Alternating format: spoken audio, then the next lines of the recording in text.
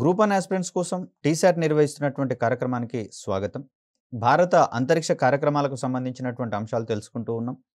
గత వీడియోలో మనము ఉపగ్రహ కక్షలకు సంబంధించినటువంటి వివరాలు, అదేవిధంగా ఉపగ్రహాలను ప్రయోగించేటటువంటి సందర్భంగా భారతదేశం సంపాదించుకున్నటువంటి వాహక నౌకలకు సంబంధించినటువంటి అంశాలు, అదేవిధంగా డిపార్ట్మెంట్ ఆఫ్ స్పేస్ ఆవిర్భావానికి సంబంధించి, డిపార్ట్మెంట్ ఆఫ్ స్పేస్ ఆధ్వర్యంలో పనిచేస్తున్నటువంటి సంస్థలు, అదేవిధంగా ఇస్రో ఆవిర్భావానికి సంబంధించిన అంశాలు తెలుసుకున్నాం.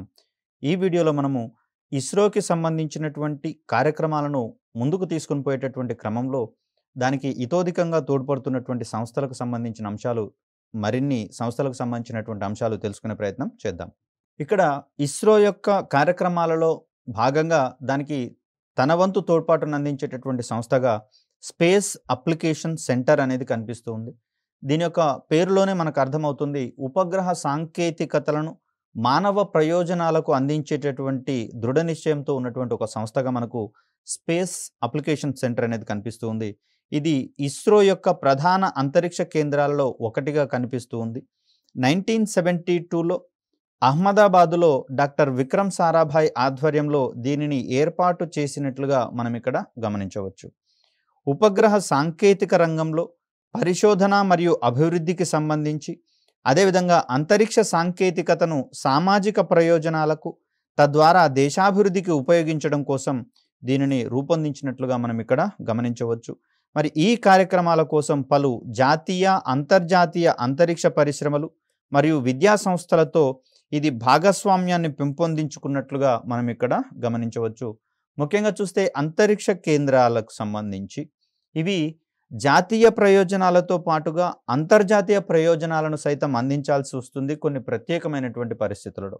గతంలో మలేషియాకు సంబంధించినటువంటి విమానం ఒకటి తప్పిపోయినటువంటి పరిస్థితులలో ప్రపంచ దేశాలన్నీ కూడా తమ దగ్గర ఉన్నటువంటి ఈ ఉపగ్రహ సాంకేతికతల ఆధారంగా దాన్ని కనిపెట్టడానికి ప్రయత్నించారు. అయితే దురదృష్టవశాత్తు దాని యొక్క ఆచూకీ తెలవని పరిస్థితి కనిపిస్తూ ఉంది. సో ఇలా చూస్తే మనకు స్వదేశీయ ప్రయోజనాలతో పాటుగా కొన్ని సందర్భాలలో అంతర్జాతీయ అంతరిక్ష సంస్థల యొక్క తోడ్పాటును కూడా అందుకోవాల్సి వస్తుంది. కాబట్టి మరి దానికి సంబంధించినటువంటి అవసరాల కోసం ఇది నిమగ్నమై ఉన్నట్లుగా కనిపిస్తూ ఉంది. అదేవిధంగా చూస్తే ఇన్సాట్ మరియు జీసాట్ ఇవి కమ్యూనికేషన్ ఉపగ్రహాలకు సంబంధించినటువంటి పదజాలంగా చూస్తూ ఉన్నాం. ఈ ఇన్సాట్ మరియు జీసాట్ వ్యవస్థల ద్వారా వీశాట్ అంటే వెరీ స్మాల్ అపర్చర్ టెర్మినల్ అనేటటువంటిది ఇక్కడ మనం చూస్తాం. అదేవిధంగా డిటిహెచ్ డైరెక్ట్ టు హోమ్, గతంలో అయితే కేబుల్ ఆపరేటర్ల ద్వారా ఈ కేబుల్ ప్రసారాలు అనేవి మనకు ఇంటికి ప్రసారం అవుతూ ఉండేవి. ప్రస్తుతము ఇక్కడ ఉన్నటువంటి మెకానిజంని సమున్నతంగా మార్చివేసి మరింత నాణ్యమైనటువంటి టెలివిజన్ ప్రసారాలను మనకు అందించాలనేటటువంటి ఉద్దేశంతో ఏర్పాటైనదే డిటిహెచ్ వ్యవస్థ. ఈ డిటిహెచ్ వ్యవస్థలో ఎస్టాబ్లిష్ చేసినటువంటి డిష్ వంటి ఉపకరణాల ద్వారా నేరుగా శాటిలైట్ల నుంచే సంబంధిత కార్యక్రమాలను పొందడం అనేది జరుగుతుంది. తద్వారా ఇక్కడ సమాచార ప్రసారంలో ఎటువంటి నష్టాలు సంభవించకుండా నాణ్యమైనటువంటి ఎంటర్టైన్మెంట్ ప్రోగ్రామ్స్ అనేవి మన ఇంటికి చేరేటటువంటి సందర్భాన్ని చూస్తూ ఉన్నాం. సో ఇలా డిటిహెచ్కు సంబంధించినటువంటి ప్రసారాలలో కావచ్చు, అదేవిధంగా అంతర్జాలాన్ని సైతం కమ్యూనికేషన్ ఉపగ్రహాల సహాయంతో అందిస్తున్నటువంటి పరిస్థితులు, అదేవిధంగా టీవీ మరియు రేడియో కార్యక్రమాలకు సంబంధించినటువంటి బ్రాడ్కాస్టింగ్ సందర్భంగా టెలిఫోన్ సేవలు అందించడానికి అవసరమైనటువంటి ట్రాన్స్పాండర్స్, దీన్నే మనము ట్రాన్స్మీటర్ మరియు రెస్పాండర్ అనేటటువంటి రెండు పరికరాల యొక్క కలయికగా మనం ఇక్కడ చెప్తూ ఉంటాం. ఈ పరికరం ద్వారా సమాచార సంకేతాలను గ్రహించడంతో పాటుగా అవసరమైనటువంటి కేంద్రాలకు పంపిణీ చేసేటటువంటి ప్రయోజనాలు కూడా ఉంటాయి. ఏకకాలంలో చేపట్టేటటువంటి ఒక ఉపకరణంగా మనకి ఇక్కడ ట్రాన్స్పాండర్ అనేది కనిపిస్తుంది. మరి వీటన్నింటినీ అభివృద్ధి పరిచేటటువంటి కేంద్రంగా మనకు ఈ కేంద్రం కనిపిస్తూ ఉంది. వీటితో పాటుగా ఆసియా పసిఫిక్ ప్రాంతానికి చెందినటువంటి విద్యార్థుల కోసం అంతరిక్ష రంగంలో ప్రత్యేకమైనటువంటి పీజీ డిప్లొమా కోర్సులను సైతం అందిస్తున్నట్లుగా మనం ఇక్కడ గమనించవచ్చు. సో ఇక్కడ అంతరిక్ష కార్యక్రమాలను ముందుకు తీసుకొని పోవడానికి, అదేవిధంగా అంతరిక్ష ఉపగ్రహాల యొక్క ప్రయోజనాలను మానవాళికి అందించేటటువంటి క్రమంలో కీలకమైనటువంటి మరొక సంస్థగా మనకు నేషనల్ రిమోట్ సెన్సింగ్ సెంటర్ అనేది కనిపిస్తుంది. పేరులోనే తెలుస్తుంది మనకిక్కడ రిమోట్ సెన్సింగ్ సెంటర్. అంటే రిమోట్ సెన్సింగ్‌కి సంబంధించినటువంటి కార్యక్రమాలను చేపట్టడమే కాకుండా వీటి యొక్క అనువర్తనాలను మానవ ప్రయోజనాల కోసం అందించేటటువంటి ఒక ప్రోగ్రామ్‌గా మనకిక్కడ కనిపిస్తుంది. ఇక్కడి నుంచే సంబంధిత విభాగాలు లేదా ప్రభుత్వ మంత్రిత్వ శాఖలకు ఉపగ్రహ సమాచారాన్ని పంపించేటటువంటి ఒక కార్యక్రమంగా కనిపిస్తూ ఉంది. ఒక కేంద్రంగా ఇది మనకు కనిపిస్తూ ఉంది. ముఖ్యంగా చూస్తే వ్యవసాయ రంగానికి సంబంధించి పంట దిగుబడి అంచనాలను మొత్తం రిమోట్ సెన్సింగ్ ఉపగ్రహాల ద్వారా చేపడతామని చెప్పుకున్నాం. దీనిని వ్యవసాయ శాఖకు అందించేటటువంటి బాధ్యతను ఈ కేంద్రం తన భుజాల మీద వేసుకుంటున్నట్లుగా మనకు కనిపిస్తుంది. అదేవిధంగా వాతావరణ పరిశోధనకు సంబంధించినటువంటి అంశాలను వాతావరణ విభాగాలకు అందించేటటువంటి బృహత్తర బాధ్యతను ఈ కేంద్రం తన మీద వేసుకుంటున్నట్లుగా మనకి ఇక్కడ కనిపిస్తుంది. రిమోట్ సెన్సింగ్ ఉపగ్రహాలు సేకరించినటువంటి సమాచారాన్ని ఇది కలెక్ట్ చేసుకుంటుందండి. ఇక్కడి నుంచి సంబంధిత శాస్త్రవేత్తల ద్వారా ప్రాసెస్ చేయబడినటువంటి సమాచారాన్ని అది అవసరాల మేరకు ప్రభుత్వ విభాగాలకు కావచ్చు, సంస్థలకు కావచ్చు అందించేటటువంటి ప్రయత్నం చేస్తుంది. సో అలా వచ్చినటువంటి ఉపగ్రహ సంకేతాలను లేదా ఉపగ్రహ సమాచారాన్ని ప్రాసెసింగ్ చేయడం కూడా దీని యొక్క ప్రధాన బాధ్యతగానే కనిపిస్తూ ఉంది. దీనిని అవసరమైనటువంటి విభాగాలకు అందజేయడం, ప్రకృతి విపత్తుల సమయాలలో సహాయ కార్యక్రమాల పర్యవేక్షణ కోసం ఈ కేంద్రాన్ని హైదరాబాద్‌లో ఎస్టాబ్లిష్ చేసినట్లుగా మనం ఇక్కడ గమనించవచ్చు. ముఖ్యంగా చూస్తే ప్రకృతి విపత్తుల సమయాలలో అక్కడ వరదలు గనక సంభవిస్తే దానిలో కొట్టుకొని పోయినటువంటి బాధితులు ఎవరైతే ఉన్నారో వీరికి సంబంధించినటువంటి సెర్చ్ అండ్ రెస్క్యూ అంటే కనుగొనడము, అదేవిధంగా వారిని కాపాడడం వంటి విధులకు సైతము ఉపగ్రహ సాంకేతికతను వినియోగించుకునేటటువంటి అవకాశం ఉంది. మరి వీటిని అవసరమైనటువంటి ఎన్‌డీఆర్‌ఎఫ్ సిబ్బందికి అందించడం ద్వారా సంబంధిత బాధితులని రక్షించేటటువంటి ప్రయత్నాలు చేస్తుంది. అదేవిధంగా కొన్ని సందర్భాల్లో కొండ చర్యలు విడిగిపడడం ద్వారా అక్కడ పర్యాటకులు కావచ్చు, ఇతరత్రా వ్యక్తులు కావచ్చు తప్పిపోయినటువంటి పరిస్థితులలో వారిని కనుగొని వారిని సురక్షిత ప్రాంతాలకు చేరవేసేటటువంటి క్రమంలో కూడా ఉపగ్రహ సాంకేతికత మనకు సహాయపడుతుంది. కాబట్టి అటువంటి మెకానిజమ్స్ అన్నిటినీ మానవ ప్రయోజనాలకు అందించేటటువంటి సదుద్దేశంతో హైదరాబాద్‌లో ఎస్టాబ్లిష్ చేయబడినటువంటి నేషనల్ రిమోట్ సెన్సింగ్ సెంటర్ దోహదం చేస్తున్నట్లుగా మనం ఇక్కడ చూడవచ్చు. సో ఇక్కడ నేషనల్ రిమోట్ సెన్సింగ్ సెంటర్ తన యొక్క కార్యక్రమాలను కొనసాగించడంలో భాగంగా మరికొన్ని క్యాంపస్‌లను ఎస్టాబ్లిష్ చేసుకోవడం జరిగింది. ఈ క్యాంపస్‌లు ప్రధానంగా చూస్తే బాలానగర్, షాద్‌నగర్, జీడిమెట్ల మరియు బేగంపేట్ ఎయిర్‌పోర్టులో సైతము ఈ ప్రాంగణాలను ఎస్టాబ్లిష్ చేసుకోవడం అనేది జరిగింది.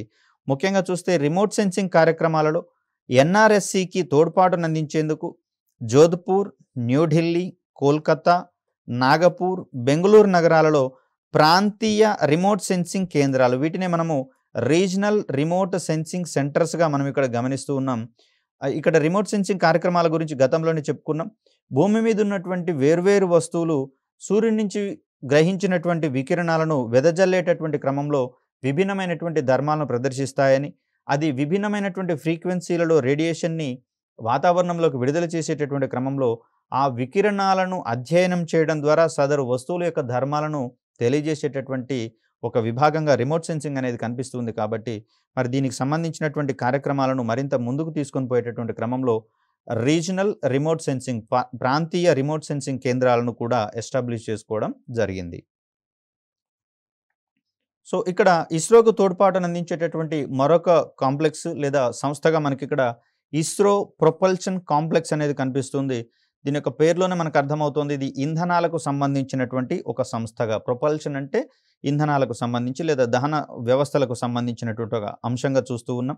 ఇది మహేంద్రగిరి, తమిళనాడులో ఉన్నటువంటి మహేంద్రగిరిలో ఏర్పాటు చేయబడినట్లుగా తెలుస్తూ ఉంది. ఈ కేంద్రం 2014 నుంచి తన యొక్క కార్యక్రమాలను పూర్తి స్థాయిలో నిర్వహిస్తూ వస్తున్నట్లుగా కనిపిస్తోంది. ఉపగ్రహ వాహక నౌకలకు, అదేవిధంగా భారతీయ ఉపగ్రహాలకు అవసరమైనటువంటి ద్రవ ఇంధనాలను ఉత్పత్తి చేయడమే కాకుండా సంబంధిత వ్యవస్థలను పరీక్షించడము, వాటి సామర్థ్యాన్ని నిర్ధారించేటటువంటి బాధ్యత కూడా ఈ కేంద్రమే నిర్వర్తిస్తున్నట్లుగా మనకి ఇక్కడ అర్థమవుతోంది. ముఖ్యంగా చూస్తే ఎల్‌పిఎస్‌సి కూడా ఇటువంటి కార్యక్రమాలలోనే నిమగ్నమై ఉన్నట్లుగా కనిపిస్తోంది. అదనంగా ఎల్‌పిఎస్‌సిలో క్రయోజనిక్ ఇంజిన్ వ్యవస్థలకు సంబంధించినటువంటి అంశాలను కూడా అదనంగా చేర్చడం అనేది జరిగింది. సో దీంట్లో భాగంగా క్రయోజనిక్ ఇంజిన్లను అభివృద్ధి చేయడము, అదేవిధంగా క్రయోజనిక్ ఇంధనాలను ఉత్పత్తి చేయడం అనేది కూడా మనకు ఎల్పిఎస్సి నిర్వహించేటటువంటి విధులలో భాగంగా ఉంది. సో ఇక్కడ ఇస్రో ప్రొపల్షన్ కాంప్లెక్స్ కూడా భారతీయ ఉపగ్రహాలకు అదేవిధంగా ఉపగ్రహ వాహక నౌకలకు అవసరమైనటువంటి ఇంధనాలను ఉత్పత్తి చేసేటటువంటి సంస్థగా మనకు కనిపిస్తుంది, ద్రవ ఇంధనాలకు సంబంధించి. ఇస్రో కార్యక్రమాలలో తన వంతు తోడ్పాటును అందించేటటువంటి మరొక సంస్థగా ఇస్రో ఇనర్షియల్ సిస్టమ్స్ యూనిట్ అనేది కనిపిస్తూ ఉంది. ఇది ఇస్రో వాహక నౌకలు, ఉపగ్రహ వ్యవస్థలు, అదేవిధంగా స్పేస్ క్రాఫ్ట్, ఇది మనకు రెండు రకాలైనటువంటి పదజాలాలు కనిపిస్తూ ఉన్నాయి. ఉపగ్రహాలను మనం ఇక్కడ శాటిలైట్ సిస్టమ్స్గా చూస్తూ ఉన్నాం, మరొకటి స్పేస్ క్రాఫ్ట్. అంటే ఇక్కడ భూమి చుట్టూతా తిరుగుతూ మానవాళికి ఉపగ్రహ సాంకేతికత ద్వారా ప్రయోజనాలు అందించేటటువంటివి శాటిలైట్స్ కాగా, ఖగోళ అన్వేషణ కోసం రూపొందించినటువంటివి స్పేస్ క్రాఫ్ట్లుగా మనం చూస్తూ ఉన్నాం. దీంట్లో ముఖ్యంగా చూస్తే చంద్రయాన్ 1, అదేవిధంగా చంద్రయాన్ 2 మరియు మాస్ ఆర్బిటార్ మిషన్, ఇవి ఇస్రో రూపొందించినవి కాబట్టి వీటిని మనము స్పేస్ క్రాఫ్ట్కు సంబంధించినటువంటి అంశాలుగా చెప్తాం.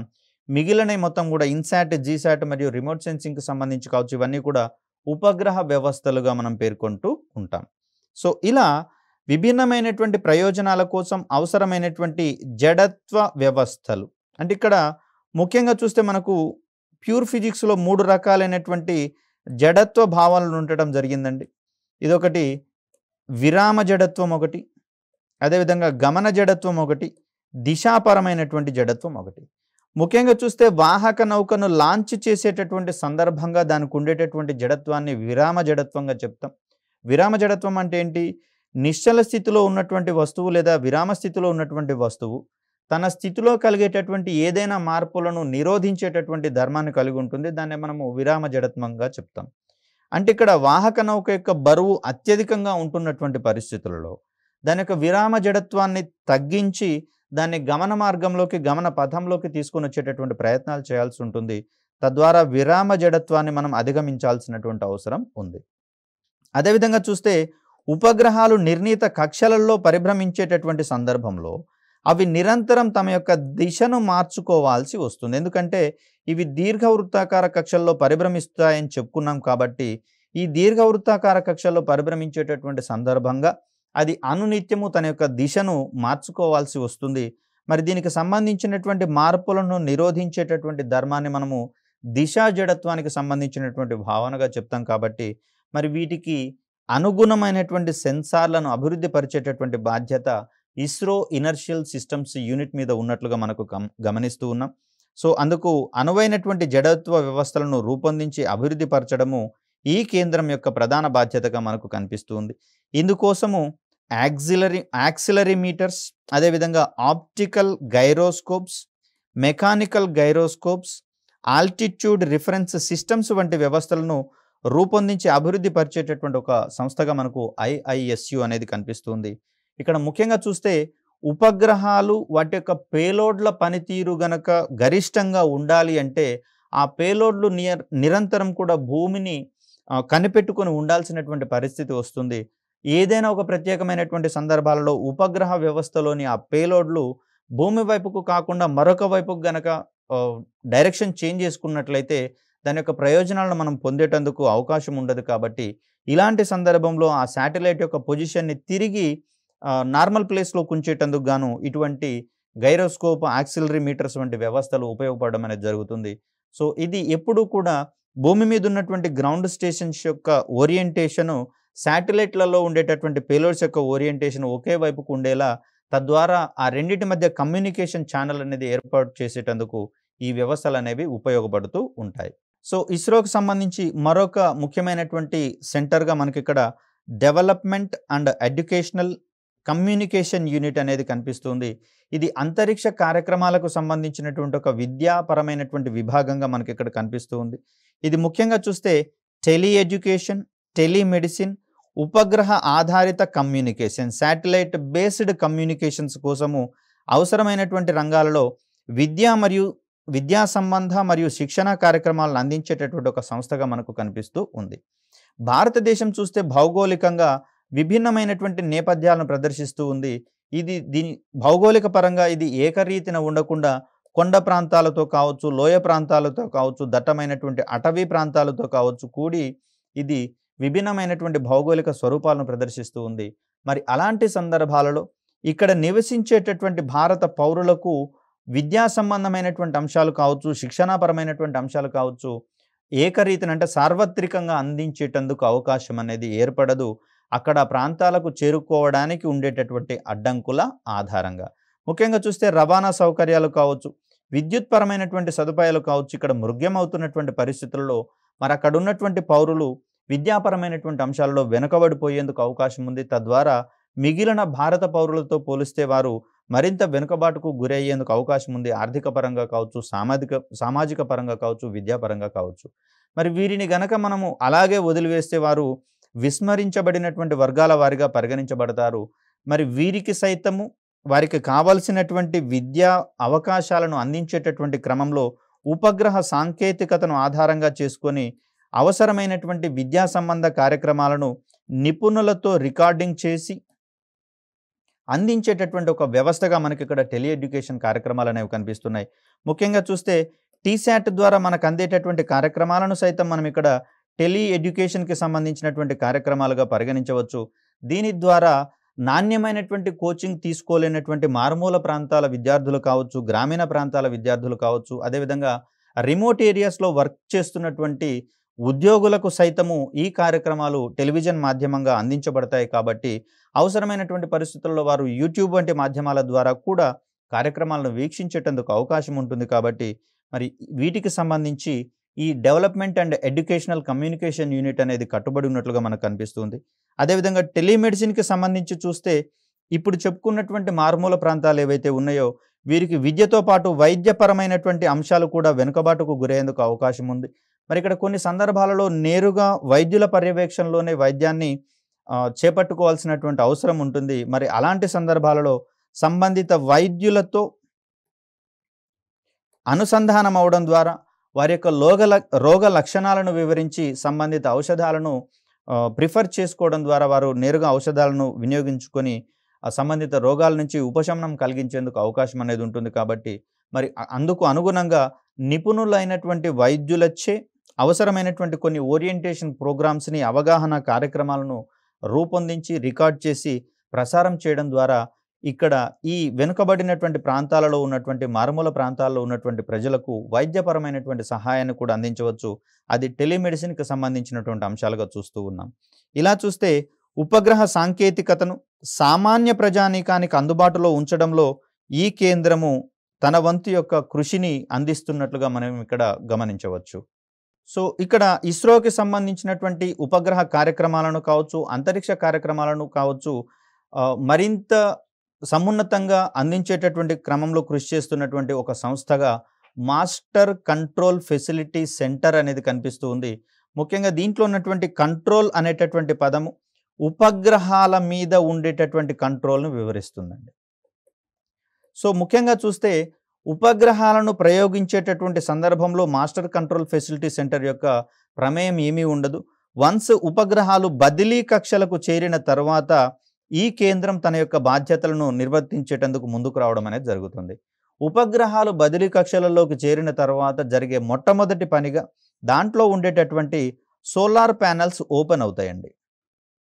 సో సోలార్ ప్యానెల్స్ ఓపెన్ కావడం ద్వారా వెలువడేటటువంటి సౌర విద్యుత్ ఏదైతే ఉందో ఈ సౌర విద్యుత్తు దాంట్లో ఉన్నటువంటి అంటే ఉపగ్రహంలో ఉన్నటువంటి పేలోడ్స్ ఏవైతే ఉన్నాయో ఈ పేలోడ్స్ పనిచేయడానికి అవసరమైనటువంటి శక్తిని అందించేటటువంటి క్రమాన్ని చూస్తాం. తద్వారా ఈ ఉపగ్రహం అనేది తన వంతు కమ్యూనికేషన్స్ని ఎస్టాబ్లిష్ చేసుకొని సంబంధిత గ్రౌండ్ స్టేషన్లకు అందుబాటులోకి రావడం జరుగుతుంది.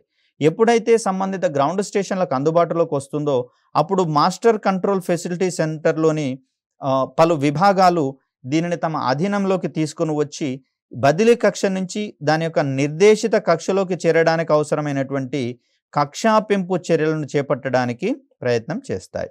సో ఈ ప్రాథమిక చర్యలన్నీ కూడా ఇక్కడ ఉన్నటువంటి మాస్టర్ కంట్రోల్ ఫెసిలిటీ సెంటర్ ఆధ్వర్యంలోనే జరుగుతుంది.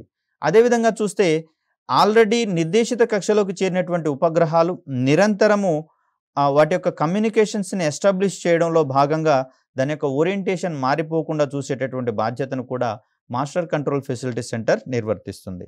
ఈ కేంద్రాన్ని కర్ణాటకలోని హస్సన్, అదేవిధంగా మధ్యప్రదేశ్లో ఉన్నటువంటి భోపాల్లో ఏర్పాటు చేయడం అనేది గమనించవచ్చు.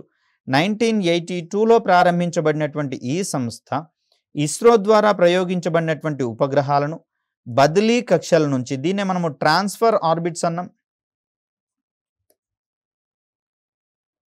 అంటే ఉపగ్రహాలను నేరుగా వాటి యొక్క నిర్ధారిత కక్షలలోకి చేర్చకుండా వాటికి మధ్యలో ఉండేటటువంటి మధ్యస్థంగా ఉండేటటువంటి బదిలీ కక్షలకు పంపిస్తాము. ఈ బదిలీ కక్షల నుంచి దశల వారీగా చేపట్టేటటువంటి కక్షా పెంపు చర్యల ద్వారా సంబంధిత ఉపగ్రహం అనేది అది పనిచేయవలసినటువంటి నిర్దేశిత కక్షకు చేరడం అనేది జరుగుతుంది. సో ఇలా బదిలీ కక్షల నుంచి వాటి యొక్క నిర్ధారిత కక్షలకు చేర్చడము, అదేవిధంగా భారతీయ ఉపగ్రహాలను వాటి యొక్క నిర్ధారిత కక్షలలో నియంత్రించడము మొదలైనటువంటి కార్యక్రమాలను ఈ సంస్థ చేపడుతున్నట్లుగా గమనించవచ్చు. ఈ కార్యక్రమాలను నిర్వహించేటటువంటి క్రమంలో శాటిలైట్ కంట్రోల్ సెంటర్స్ SCC వీటిని ఏర్పాటు చేయడం అనేది జరుగుతుంది. సో ఇవి నిరంతరం కూడా ఉపగ్రహాలు కక్షలలో పరిభ్రమించేటటువంటి సందర్భంగా వాటి యొక్క ఓరియంటేషన్ భూ కేంద్రాల వైపుకు ఉండేటట్లుగా ఉండేలా చూస్తాయి అవి.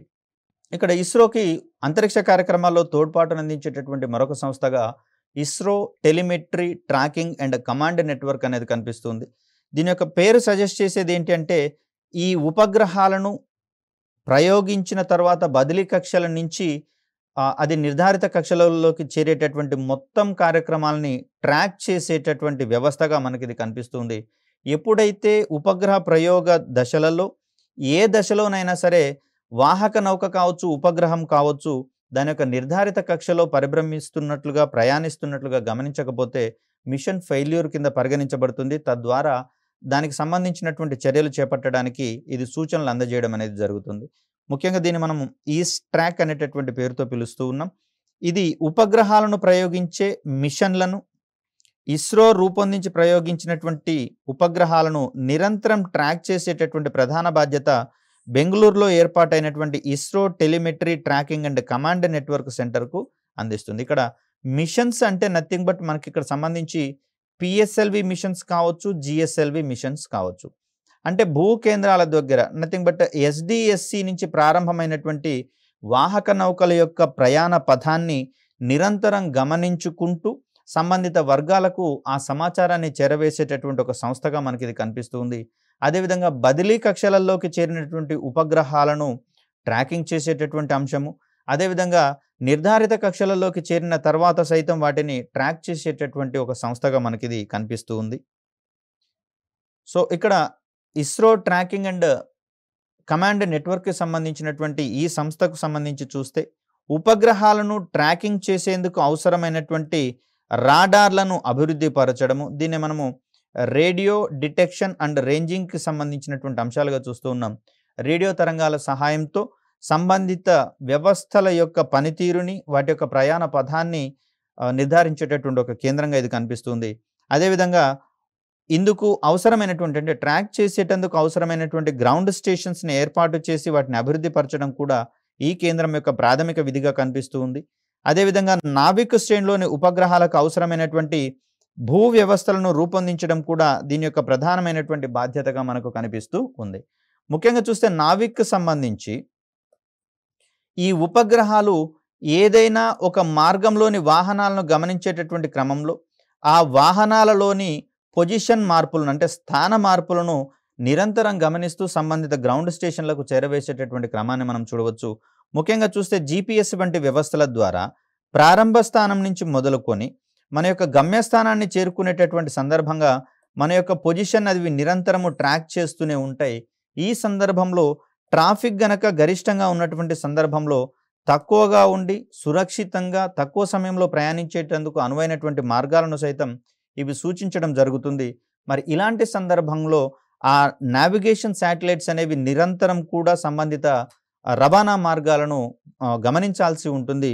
మరి అందుకు సంబంధించినటువంటి వ్యవస్థలన్నింటినీ కూడా ఈ కేంద్రమే రూపొందించి అభివృద్ధి పరచడము మరియు వాటిని వినియోగించేటటువంటి అవకాశాలను సైతం ఇది పర్యవేక్షిస్తుంది. సో ఈ క్రమంలోనే చూస్తే టెలి ఎడ్యుకేషన్, టెలిమెడిసిన్, అదేవిధంగా విలేజ్ రిసోర్స్ సెంటర్, దీన్నే మనము గ్రామీణ వనరుల కేంద్రం అంటాం. అంటే గ్రామీణ ప్రాంతాల వారికి ఈ అంతరిక్ష కేంద్రాల ద్వారా అందేటటువంటి సర్వీసెస్ కావచ్చు, అదేవిధంగా గ్రామీణ ప్రాంతాల్లో ఉన్నటువంటి పౌరులకు అందించాల్సినటువంటి సేవలు ఏవైతే ఉన్నాయో ఈ సేవలకు సంబంధించి అన్నిటినీ కూడా ఒకే చోట అందించేటటువంటి ఒక విభాగంగా మనకి ఇక్కడ విలేజ్ రిసోర్స్ సెంటర్ అనేది కనిపిస్తుంది. ముఖ్యంగా చూస్తే పెన్షన్‌కి సంబంధించి కావచ్చు, అదేవిధంగా జనన మరణ నమోదుకు సంబంధించి కావచ్చు, మరి ఇట్లాంటి సేవలను అందించేటటువంటి క్రమంలో అక్కడ సంబంధిత కార్యాలయాల చుట్టూతా ఆ గ్రామీణ ప్రాంతాల ప్రజలు తిరిగి ఇబ్బందులు పడకుండా వాటన్నింటినీ ఒకటే చోట అందించేటటువంటి క్రమంలో మనకు కొన్ని కీలకమైనటువంటి విభాగాలు ఎస్టాబ్లిష్ చేయడం జరిగింది. మరి వీటికి సంబంధించినటువంటి కార్యక్రమాలలో సైతం తన వంతు తోడ్పాటును అందిస్తున్నట్లుగా మనకు ఇది కనిపిస్తుంది. అదేవిధంగా డీప్ స్పేస్ నెట్వర్క్, దీన్నే డిఎస్ఎన్ అంటాం. ఇండియన్ డీప్ స్పేస్ నెట్వర్క్ అనేది బ్యాలాలు అనేటటువంటి ప్రాంతంలో ఎస్టాబ్లిష్ చేసుకోవడం జరిగిందండి, కర్ణాటకలో. దీని యొక్క ప్రాథమిక విధి ఏంటి అంటే ఖగోళ అన్వేషణ కోసం ప్రయోగించినటువంటి మిషన్స్ కొన్ని ఉన్నాయి. దీంట్లో భాగంగా చంద్రయాన్-1 కావచ్చు, చంద్రయాన్-2 కావచ్చు, అదేవిధంగా మార్స్ ఆర్బిటార్ మిషన్ కావచ్చు. వీటికి సంబంధించి దీనితో పాటుగా ఆస్ట్రోసాట్, మరి ఇవి పంపించేటటువంటి సమాచారాన్ని కలెక్ట్ చేసుకునేటటువంటి బాధ్యత డీప్ స్పేస్ నెట్వర్క్లో ఎస్టాబ్లిష్ చేసినటువంటి భారీ యాంటనాలు చేపడతాయండి. డిష్లు అంటాం కదా, ఈ భారీ యాంటనాలను ఏర్పాటు చేయడం ద్వారా ఈ ఖగోళ అన్వేషణ కోసం ఉద్దేశించినటువంటి స్పేస్ క్రాఫ్టులు సేకరించిన సమాచారం ఏదైతే ఉందో ఆ సమాచారాన్ని మనము కలెక్ట్ చేసుకోవడానికి, అంటే గ్రౌండ్ స్టేషన్ల ద్వారా కలెక్ట్ చేసుకోవడానికి మరింత శక్తివంతమైనటువంటి బలమైనటువంటి సాధన సంపత్తి కావాల్సి వస్తుంది. మరి దాన్ని అందించేటటువంటి ఒక కేంద్రంగా మనకి ఇక్కడ ఇండియన్ డీప్ స్పేస్ నెట్వర్క్ అనేది కనిపిస్తుంది.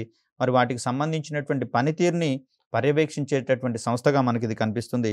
దీనికోసం లక్నో, బెంగళూరు, శ్రీహరికోట, తిరువనంతపురం, పోర్ట్ బ్లేయర్, బ్రూనై, ఇండోనేషియాలలో గ్రౌండ్ నేషన్ నెట్వర్క్లతో పాటుగా డీప్ స్పేస్ నెట్వర్క్ స్టేషన్లను సైతం ఎస్టాబ్లిష్ చేసుకొని వినియోగించుకోవడం అనేది జరిగింది.